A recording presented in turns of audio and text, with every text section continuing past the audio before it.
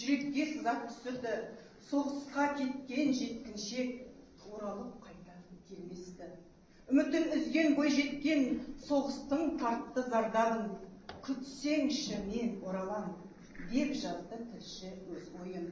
Жүрекке жылу сыйлады, тілшінің жазған бұл хаты, жүрекке сақтап әр солдат, ертеңге үміт артады.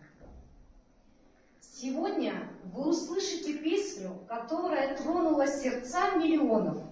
Это история о любви, которая выдержала тяжелейшие испытания. Не просто строки, а клятва, данная в годы войны. В каждом слове ожидания, в каждой ноте надежда. Это песня о том, как важно верить и ждать, несмотря ни на что.